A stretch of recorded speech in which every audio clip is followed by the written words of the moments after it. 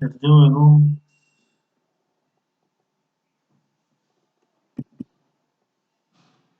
students.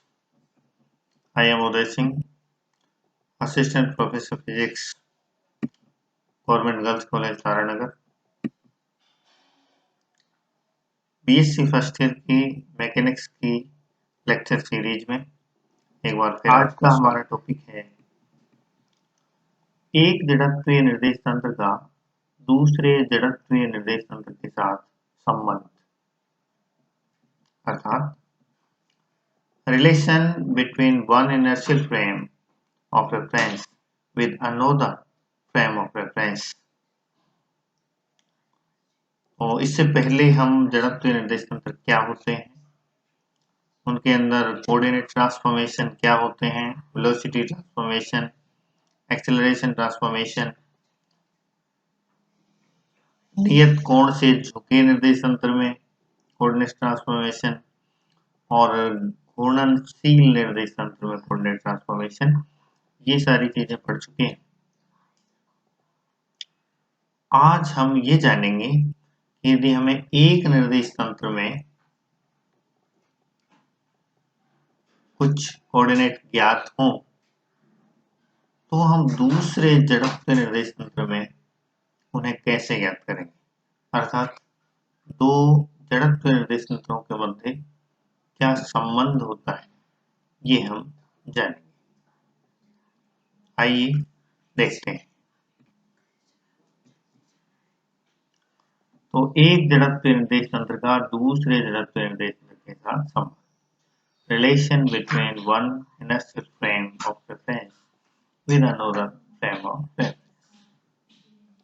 इसमें हमारे पास topic आता है गैलीलियन रूपांतरण। वे रूपांतरण संबंध जिनके द्वारा किसी अन्य जड़त्वीय निर्देश तंत्र के सापेक्ष कण की स्थिति तब ज्ञात की जा सके जब किसी स्थिर निर्देश तंत्र के सापेक्ष कण की स्थिति ज्ञात हो, तो इन रूपांतरण संबंधों को गैलीलियन रूपांतरण कहते हैं। ये गैलीलियन रूपांतरण की डेफिनेशन।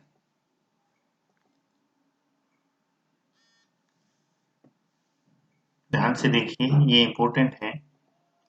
वे रूपांतरण संबंध जिनके द्वारा किसी अन्य जड़त्वीय निर्देश तंत्र के सापेक्ष कण की स्थिति तब ज्ञात की जा सके जब किसी स्थिर निर्देश तंत्र के सापेक्ष कण की स्थिति ज्ञात हो, तो इन रूपांतरण संबंधों को गैलीलियन रूपांतरण कहते हैं।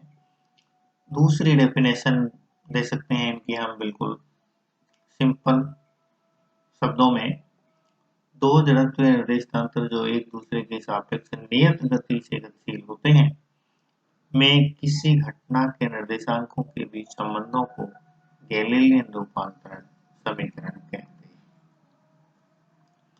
तो बिल्कुल सरल परिभाषा गैलीलियन ट्रांसफॉर्मेशन की कि दो जड़त्वीय निर्देश तंत्र जो एक दूसरे के सापेक्ष नियत वेग से गतिशील हैं, उनमें किसी घटना के निर्देशांकों के बीच संबंधों को गैलीलियन रूपांतरण समीकरण कहते हैं।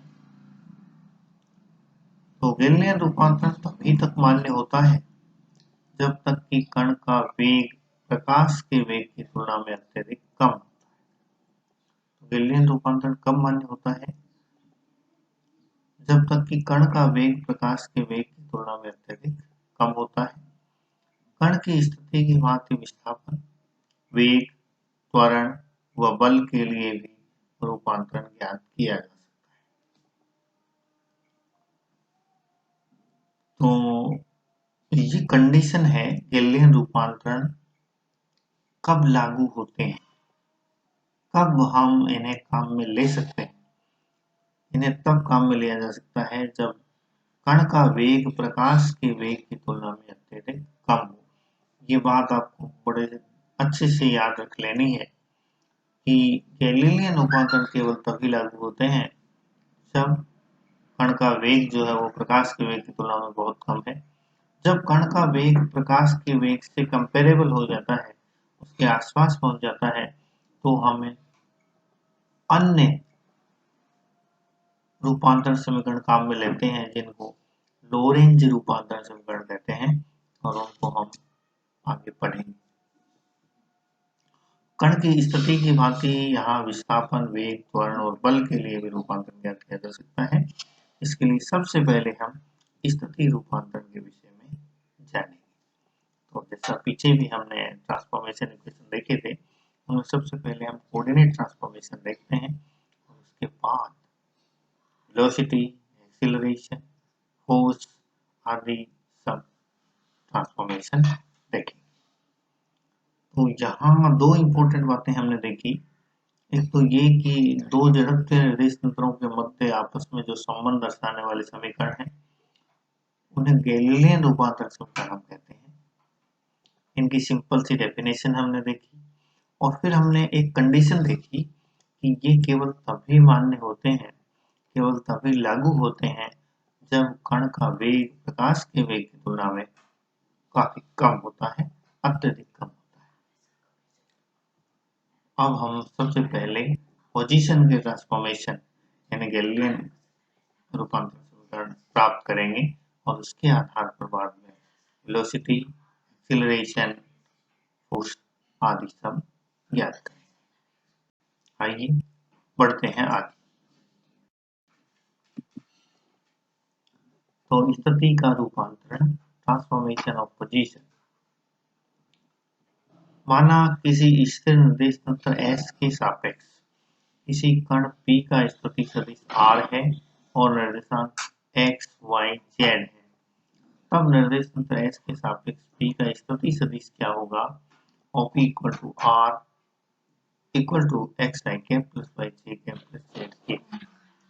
आपको ध्यान होगा कि हमने जब शुरू किया था मैकेनिक्स, तो हम बिल्कुल बेसिक से लेकर चले थे, और वहाँ आपको ये बताया गया था कि जब किसी बिंदु के निर्देशांक हमें मालूम है एक्स वाई जेड, तो उसका पोजीशन या डिस्प्लेसमेंट वेक्टर या पोजीशन वेक्टर हम कैसे ज्ञात करते हैं, वो बात हमने वहाँ सीखी थी।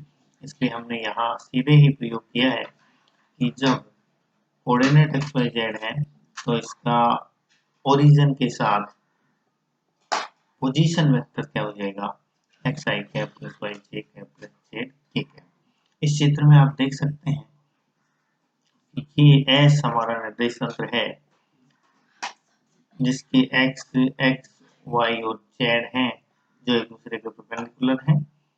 ओ इसका ओरिजिन है, ये हमारा पॉइंट पी है जिसके कोऑर्डिनेट एक्स वाई जेड हैं। तो हम इस ओरिजिन के सापेक्ष इसका पोजीशन वेक्टर इस तरह से डिफाइन कर सकते हैं, x I cap plus Y J cap plus Z की कैप, जहाँ आई, जे और के जो है वो तंत्र एस के अक्षों के अनुदिश इकाई सदिश है। आई है वो एक्स एक्स के अनुदिश है, जे है वो जेड एक्स की, और के है वो आई एक्स एक्स, जे वाई एक्स और के जेड एक्स के डायरेक्शन में यूनिट वेक्टर है। अब हम एक हमारा दूसरा निर्देश तंत्र कंसीडर करेंगे एस डैश, और इस पे हम भिन्न भिन्न स्थितियों पे विचार करेंगे कि एस से हम एस में हमारे को ज्ञात है पोजीशन वेक्टर ज्ञात है, कोऑर्डिनेट ज्ञात है पी के। तो एक अन्य निर्देश तंत्र एस डैश जो v वेग से गतिशील है एस के सापेक्ष, उसमें पोजीशन क्या होगी और कोऑर्डिनेट ट्रांसफॉर्मेशन इक्वेशन क्या होंगे, ये हम अब निकालेंगे, याद करेंगे। आइए देखते हैं। तो इसमें पहली कंडीशन हमने ये ली कि जब प्रारंभिक अवस्था में दोनों निर्देश तंत्र संपातित हैं, यानी शुरू में जो दोनों निर्देश तंत्र हैं वो एक ही बिंदु पर थे t बराबर 0 पर, और उनके एक्स भी संपातित थे, उनके ओरिजिन भी संपातित थे, वो कोइंसाइड कर रहे थे, तो फिर किसी समय t पर ट्रांसफॉर्मेशन इक्वेशन क्या? तो पहली हमारी जो सिचुएशन है जिसको हम कंसीडर कर रहे हैं वो है if both the frames of reference are coincident। तो ऐसी स्थिति में जब एक निर्देश एक अन्य जड़त्व निर्देश तंत्र एच डैश जो प्रारंभ में t बराबर 0 पर निर्देश तंत्र s के साथ पूरी तरह संपादित था, नियत वेग v से इस प्रकार गति कर रहा है कि निर्देश तंत्र एच डैश के तीनों x डैश, y डैश और z डैश निर्देश तंत्र s के तीनों अक्षों x, y, z के समांतर रहे। तो मतलब इस तरह से वो गति कर रहा है अपनी, उसका वेग v है जो नियत है, और इस तरह से गति कर रहा है कि तीनों जो एक्स हैं वो एक दूसरे के पैरेलल रहे, तीनों एक्स एक दूसरे के संपादित रहे, इस तरह से वो गति करता है। तो टी सेकेंड के पश्चात ओ प्रेक्षक के सापेक्ष एक्स डैश के मूल बिंदु का स्थिति सदिश ओ ए बराबर bt हो जाएगा। भाई v वेग से चल रहा है तो t सेकंड में कितना चलेगा, bt चलेगा।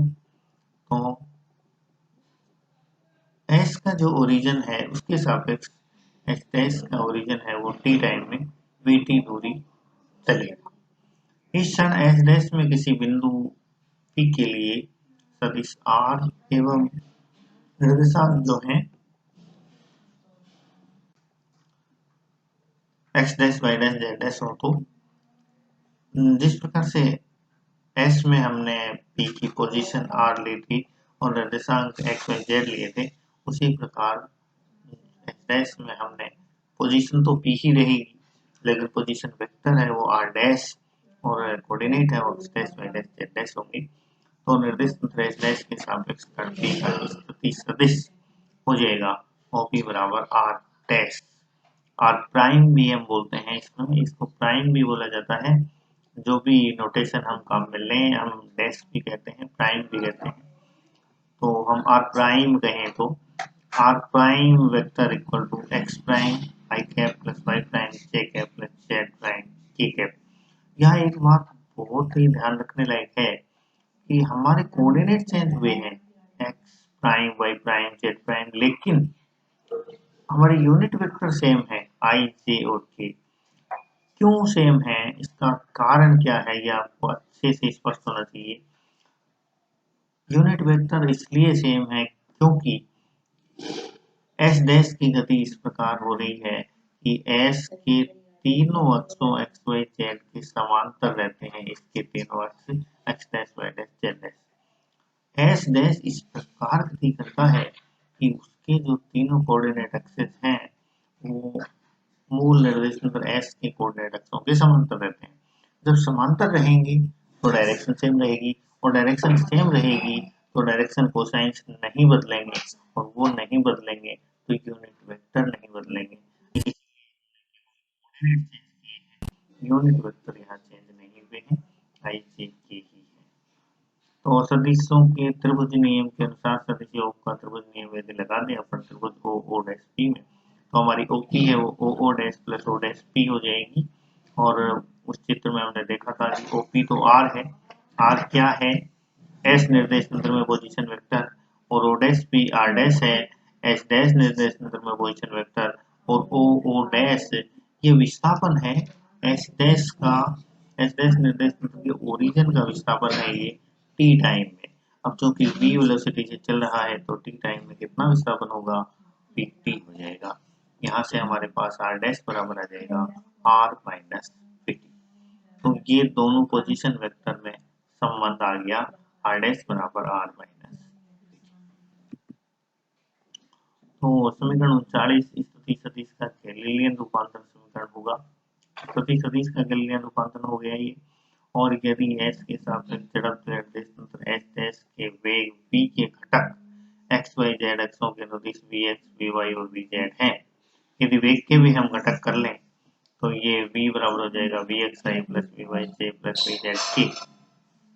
ये ध्यान रखें कि v कौन सा वेग है, ये s डैश निर्देश तंत्र का वेग है, जो प्राइम्ड कोऑर्डिनेट सिस्टम है हमारा s डैश या s प्राइम, उसका वेग है, और उसके हमने घटक ले लिए हैं। तो हमारा जो पिछला समीकरण 39 है उसमें समीकरण 37, 38 और 40 से मान रखते हैं, यानी हम मान रखते हैं आर का, आर प्राइम की वैल्यू हमने रख दी, यहाँ आर की वैल्यू हमने रख दी और यहाँ हमने वी की वैल्यू रख दी कंपोनेंट के रूप में। तो X dash I cap plus Y dash J cap plus Z dash K cap equal to X I cap plus Y J cap plus Z K cap minus B X I plus B Y J plus B Z K, और गुणांकों की तुलना यदि दोनों side हम कर लें तो हमारे पास आ गया एक्स डैश बराबर X minus B X T, Y dash बराबर Y minus B Y T और जेड डैश बराबर Z minus B Z T. तो समीकरण 41 कण के कार्तीय निर्देशांकों के रूपांतरण समीकरण गैलीलियन रूपांतरण समीकरण कहलाते हैं। तो ये जो इक्वेशन 41 है ये हमें कोऑर्डिनेट्स का गैलीलियन रूपांतरण समीकरण देता है। तो हमने दो चीजें देख ली हैं, पोजीशन का रूपांतरण और कोऑर्डिनेट्स का रूपांतरण।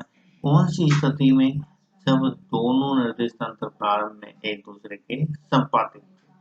अब हमारे पास एक कंडीशन और बचती है कि यदि दोनों निर्देश तंत्र शुरू में संपाती ना हो तब क्या, आइए देखते हैं।